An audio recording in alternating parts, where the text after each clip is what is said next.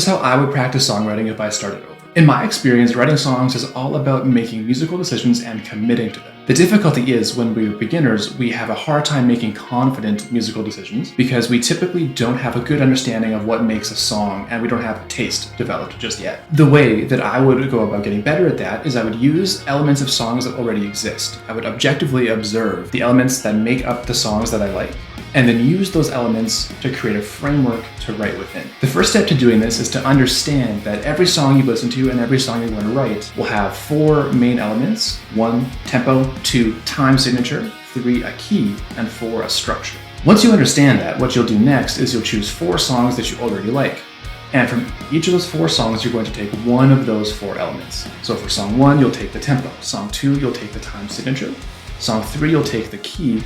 And song 4, you'll analyze the structure and use that structure as the frame for your song. So what I'm going to do is show you my example. I'll show you the 4 songs that I use as examples. I'll show you the element I took from each of the 4 songs, and then the resulting song that I wrote within that framework.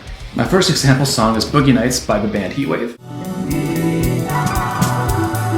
I only took the tempo from that song, and its quarter note equals 118. For the time signature, I used Loath's new song, Gifted Every Strength.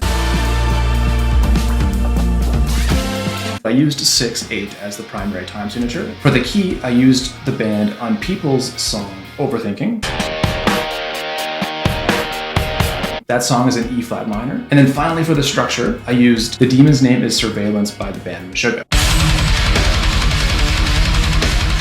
When I wrote my song, I set myself up in Pro Tools, set the tempo to 118, I set the time signature to 6/8, and I placed markers at the correct amount of measures to match exactly the structure of the Meshuggah song. And then when I wrote my song, I stuck exactly to the key of E flat minor, so the only notes that I was allowed to use are from that key. I did use a couple D naturals, which is kind of cheating, but I wanted to have the E flat harmonic minor flavor in a few sections, so I thought that was okay. I made sure that all of my rhythms fit 6/8 at 118, and I made sure that the intent of all the sections that I wrote matched that of the Meshuggah song. Now, I don't mean I copied the Meshuggah song, I just mean that where they had an intro, I had an intro.